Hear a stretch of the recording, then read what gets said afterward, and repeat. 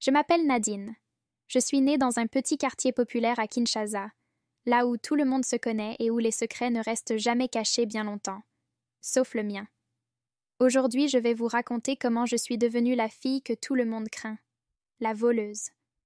Quand j'étais petite, ma vie était simple, mais nous n'avions pas grand-chose. Ma mère se battait chaque jour pour nous nourrir. Et mon père, il travaillait dur, mais ce n'était jamais assez. Chaque jour, je voyais la pauvreté ronger notre famille. C'est à l'école que tout a commencé. Les moqueries, la honte. Je me sentais invisible, humiliée. J'étais prête à tout pour changer ça. Je me souviens de la première fois. C'était presque trop facile. Mon cœur battait la chamade, mais personne ne m'avait vue. C'était comme si j'avais enfin trouvé ma place dans ce monde cruel. Avec cet argent, je pouvais enfin m'acheter ce que je voulais. Plus de moqueries, plus de honte. Juste moi, l'argent et ce sentiment de contrôle. Ce n'était plus qu'un jeu. Plus je volais, plus je me sentais invincible. Les gens au quartier ne savaient jamais qui les dépouillait. Mais moi, j'étais là, dans l'ombre. Ils étaient tous là, à se demander qui osait les voler. J'étais juste là, parmi eux, invisible et insoupçonnée. Plus je volais, plus c'était facile. Les voisins devenaient méfiants entre eux, mais jamais envers moi. À leurs yeux, j'étais encore cette fille discrète, Nadine, qui n'avait rien à voir avec ces histoires de vol. Mais voilà, voler n'était plus une nécessité. C'était devenu un besoin, une obsession. Et aujourd'hui, je ne sais même plus m'arrêter. Peut-être que je n'ai jamais su. Et maintenant, tout le monde se demande qui est le coupable. Mais moi, je suis toujours là, parmi eux, prête à frapper à nouveau. Après tout, une fois que l'on commence à voler, il est difficile de s'arrêter. Voler dans les maisons, c'était bien, mais il y avait mieux. Je voyais les petites entreprises qui poussaient partout dans le quartier, des gens qui travaillaient dur pour nourrir leur famille. Et moi, j'y voyais une opportunité. Je suis passée au niveau supérieur. Les petites entreprises, c'était ma nouvelle cible. Ils pensaient tous que j'étais une cliente normale. Mais à la fin de la journée, quand ils comptaient leurs gains, quelque chose manquait toujours. Ils se plaignaient souvent. Quelqu'un vole notre argent, disaient-ils. Les temps sont durs. Ils cherchaient un coupable parmi eux. Mais ils n'ont jamais imaginé que j'étais là, à chaque instant, avec un sourire poli. Je devenais plus audacieuse. Je ne me contentais plus de l'argent. Les vêtements, les bijoux, tout ce que je pouvais revendre ou utiliser, c'était à moi. Ils travaillaient dur et moi, je prenais tout sans effort. Ils ont même pensé à engager un garde de sécurité. Ah, s'ils savaient. Mais peu importe les mesures qu'ils prenaient, je trouvais toujours un moyen. Parce que personne ne pouvait imaginer que la douce Nadine, la fille du quartier, était celle qui volait sous leur nez. Ils étaient devenus plus vigilants, oui, mais moi, j'étais devenue experte. J'attendais les bons moments, un client distrait, une porte laissée ouverte. Je savais toujours quand frapper. Un homme du quartier commence à se poser des questions sur moi, qui semble toujours être là quand des vols ont lieu. Il en parle à ses amis, mais personne ne le prend au sérieux. Certains avaient des soupçons, mais ils n'ont jamais osé les dire à haute voix. À leurs yeux, j'étais encore la fille discrète qui traînait par ici. Après tout, une fille comme moi, ça ne vole pas. Non, je savais où trouver ce que je voulais. Les pharmacies, les petites boutiques, rien n'échappait à mon regard. Je pouvais prendre tout ce dont j'avais besoin sans que personne ne me voie. C'était devenu un art. Chaque jour, je volais un peu plus. Les gens commençaient à perdre espoir.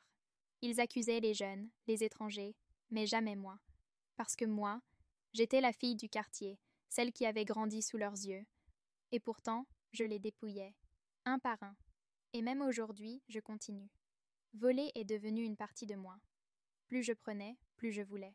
Ce quartier, ces gens, ils ne le savent peut-être pas encore, mais je suis celle qui les dépossède chaque jour. Et tant qu'ils resteront aveugles, je resterai la reine des ombres. Je pouvais tout prendre, n'importe où. Plus de portes fermées, plus de vigilance pouvait m'arrêter. À ce stade, je pouvais voler des objets sous leurs yeux, et ils ne le remarqueraient non même pas. Je m'étais perfectionnée, mais quelque chose commençait à changer en moi. Chaque fois que je rentrais avec mon butin, il y avait une sensation étrange. Ce qui avant m'apportait satisfaction, aujourd'hui me semblait lourd, comme si ces objets volés pesaient sur mon esprit. Je me souviens de mon premier vol. J'avais 16 ans. J'étais nerveuse, mais excitée. Voler me donnait une sensation de puissance, de contrôle. Mais aujourd'hui, tout ça me paraît si loin. Je pouvais tout avoir. Je le faisais sans même y penser. Mais cette montre en or que je venais de prendre, elle était différente. Pour la première fois, j'ai ressenti quelque chose. De la culpabilité. Je voulais m'en débarrasser, comme toujours. Mais quelque chose me retenait. Ces objets, ces vêtements, cet argent. Ils étaient devenus comme des chaînes invisibles. Je les possédais, mais en réalité, c'est eux qui me possédaient. Je ne pouvais plus continuer. Ma main tremblait. Pour la première fois, je me suis demandé qu'est-ce que je suis devenue? Je ne ressentais plus le frisson du vol, seulement un vide profond. Je les regardais, ces gens que j'avais volés. Ils me faisaient confiance, ils me parlaient avec gentillesse. Mais moi, je savais que je les trahissais. Chaque sourire qu'ils m'adressaient était comme une piqûre de rappel de ma trahison. Le silence était devenu mon pire ennemi. Dès que j'étais seule, les voix dans ma tête me hantaient. Pourquoi voles-tu encore? Pourquoi continues-tu? Mais je ne trouvais pas de réponse. Je me sentais piégée dans mon propre filet. Un jour, j'ai vu une petite fille joyeuse qui s'apprête à acheter un jouet avec ses parents dans une boutique. Nadine ressent un pincement de nostalgie, se souvenant de l'époque où elle était aussi innocente. Cette petite fille, elle me rappelait ce que j'avais perdu. Mon innocence, ma naïveté. Il y a longtemps, je croyais encore en quelque chose de bon. Mais aujourd'hui, qu'est-ce qu'il restait de cette fille-là? Voler était devenu une seconde nature pour moi. Mais pour la première fois, je me demandais si je pouvais arrêter, si je pouvais être autre chose que la voleuse du quartier. Mais comment arrêter quand c'est tout ce que tu connais? Je savais que c'était peut-être la dernière fois. Je le sentais. Mais cette culpabilité, elle ne partait plus. Chaque pas que je faisais vers ma nouvelle cible me semblait plus lourd que le précédent. Pourtant, je ne pouvais pas m'arrêter. Pas encore. J'ai volé une grosse somme d'argent dans une boutique, comme je l'ai toujours fait. Mais cette fois, au lieu de ressentir la satisfaction habituelle, j'ai été submergée par un sentiment d'écrasement. Je l'avais fait, encore une fois. Mais cette fois, il n'y avait pas de victoire, pas de fierté. Juste un poids immense. Je m'enfonçais dans les ténèbres que moi-même j'avais créées. Je pouvais tout voler. Je pouvais prendre ce que je voulais sans qu'ils ne s'en rendent compte. Mais ce que j'avais perdu, ma paix, mon innocence, ma lumière intérieure, tout cela, je ne pourrais jamais le voler. Je pensais que je pouvais continuer indéfiniment. Mais j'ai compris. J'étais devenue une ombre de moi-même, une voleuse. Et ce titre me pesait plus que n'importe quel butin que j'avais pu prendre. Je m'endors épuisée par mes pensées et fais un rêve marquant. Dans ce rêve, je me vois petite fille, souriante, innocente, avant que je ne commence à voler. Je cours dans un champ, insouciante, quand soudain, je me retrouve enfermée dans une cage. La cage est faite de chaînes composées des objets volés. Je crie pour sortir, mais la cage se referme de plus en plus autour de moi. Dans mon rêve, j'étais prisonnière.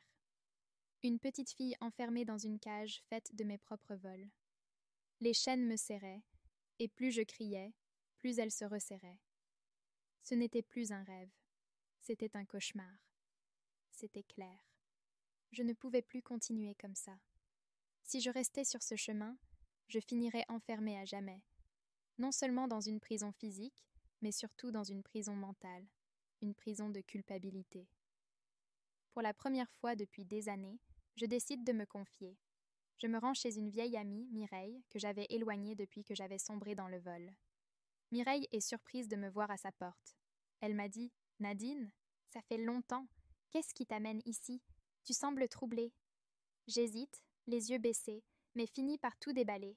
Je raconte mon parcours de voleuse, mes sentiments de culpabilité et mon désir de tout arrêter. J'avais peur. Peur qu'elle me juge, peur qu'elle me rejette. Mais quand je lui ai parlé, tout a jailli comme une rivière en crue. Et à ma grande surprise, Mireille m'a écoutée et elle m'a dit « Nadine, il n'est jamais trop tard pour changer. Tu peux encore redevenir la fille que tu étais avant que tout ça ne commence. Mais tu dois d'abord te pardonner. » Après avoir parlé à Mireille, je prends une décision radicale. Je retourne dans ma chambre et prends tous les objets que j'ai volés. Lentement, je commence à les trier, les emballer et les rendre discrètement à leur propriétaire. C'était comme une délivrance. Chaque bijou, chaque billet que je rendais me donnait l'impression de retrouver une partie de mon âme. C'était un travail lent et douloureux, mais je savais que c'était la seule façon de m'en sortir. Un commerçant du quartier, que j'ai volé à plusieurs reprises, me surprend en train de déposer un objet volé dans sa boutique. Il me regarde, surpris et furieux, et m'a dit « Nadine, c'est toi qui voles depuis tout ce temps? Comment as-tu pu nous trahir ainsi ?» Je baisse les yeux, honteuse, mais je ne fuis pas cette fois. Puis j'ai dit « Oui, c'était moi. Je suis désolée. Je ne demande pas votre pardon, mais je veux changer.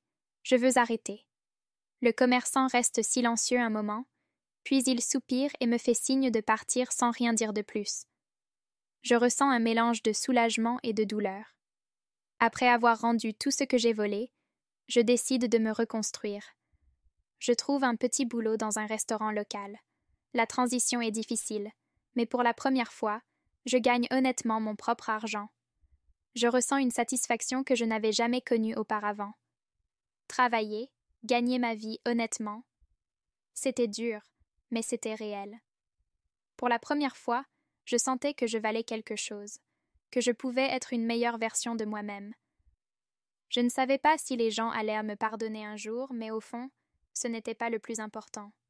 Ce qui comptait, c'était que j'avais décidé de changer, pour moi.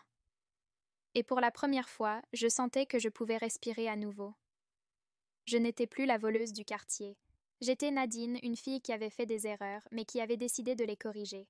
Je ne savais pas ce que l'avenir me réservait, mais pour la première fois, j'étais prête à affronter la vie sans me cacher. La vie est faite d'erreurs, mais ce qui compte, c'est la volonté de changer. Comme Nadine, chacun de nous peut se retrouver pris au piège de ses mauvaises décisions. Mais il n'est jamais trop tard pour se relever et retrouver le droit chemin. Le courage de reconnaître ses erreurs et de chercher à les corriger est une force, et non une faiblesse. Merci d'avoir suivi l'histoire de Nadine. Si cette histoire vous a touché ou inspiré, n'oubliez pas de liker cette vidéo, de laisser un commentaire et surtout de vous abonner à notre chaîne pour ne rien manquer des prochaines histoires captivantes. Ensemble, continuons à partager des leçons de vie qui nous rappellent que tout est possible avec la volonté et le courage.